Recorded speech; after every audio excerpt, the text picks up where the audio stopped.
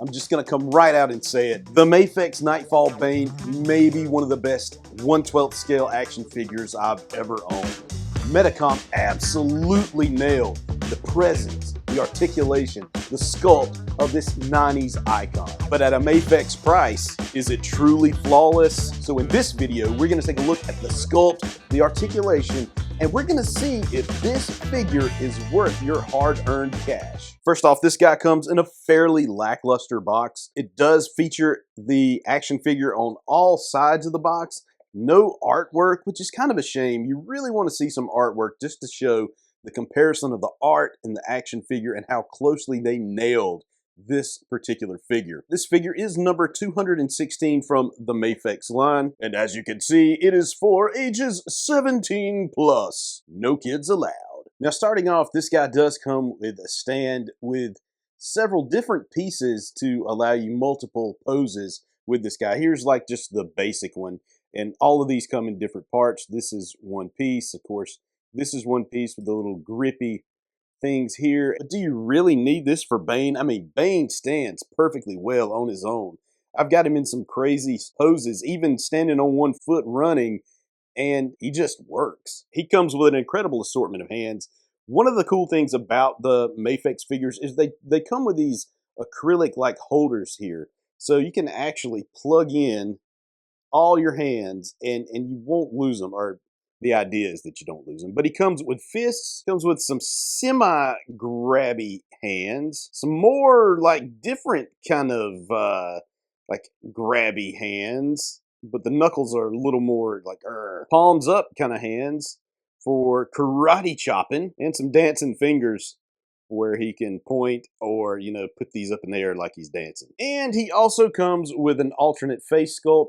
Now you'll notice this is not a complete head, so you can take this head apart and just change out the mask. I prefer the mask that's currently on the figure as opposed to this one, but it's still a pretty cool mask and a pretty cool idea that you have this. So taking a look at the figure himself, it's absolutely beautiful. The paint job is fantastic. Now keep in mind, this is a comic book type figures based on the comics, not a movie, not an animated show, the comics. Now this figure is $109.99, so you expect the paint job to be absolutely freaking good, and it is, honestly.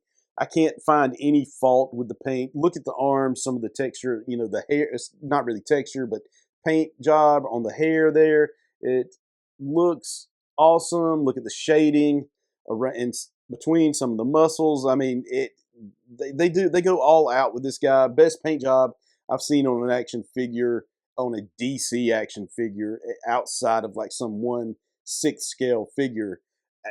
Just absolutely awesome. You're not gonna beat this. I know that InArt has done some great things, and I do love their Dark Knight figure, but as far as comic book look, the Dark Knight is a movie. The comic book, this takes the cake.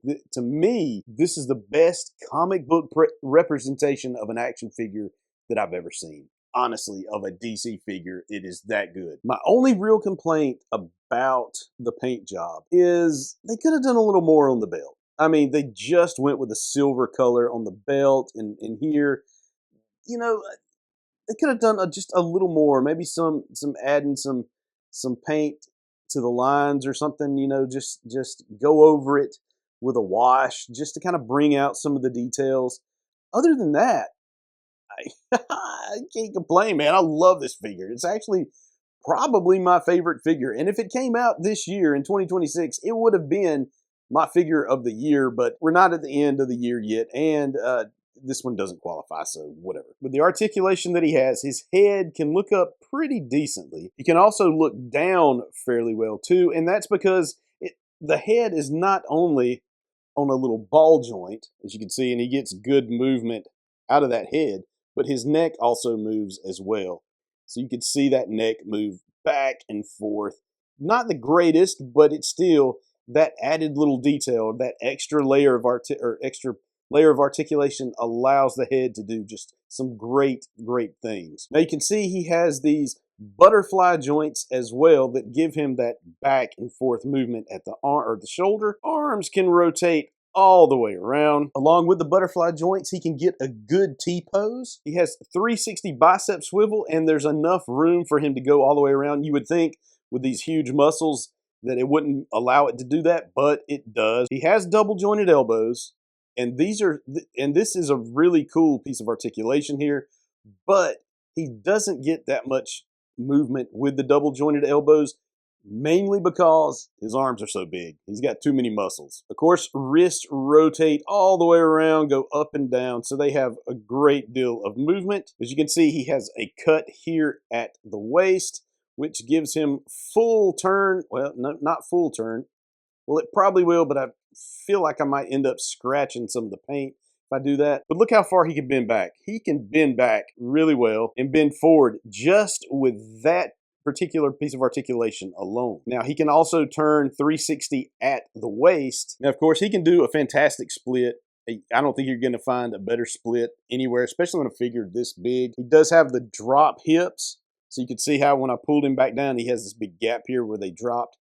You just push him back up in place just to give him a greater range of motion. Now, there are no thigh cuts, which is a little odd, but aesthetically it looks good because you don't have the cut there, but again, a little odd. Now, I love the way the knee joints are kind of off-putting looking at it in like photos, but actually having it in hand, it actually looks really good. Not the best double jointed knee. You're not going to be able to kick his butt like you can with some of the McFarlane figures, but I can still understand that that's a pretty good range of motion with that double jointed knee. And again, he's thicker. He's got bigger muscles. Now, he does have ankle rockers here, so he gets all sort of movement with that boot. And he does have a little bit of a toe bend, which I'm not a big fan of, but it's there, so I guess that's decent. That's okay. You can see on the back some of the detail that went into where the venom hoses go into his head. And you see the hose goes all the way down. They have a little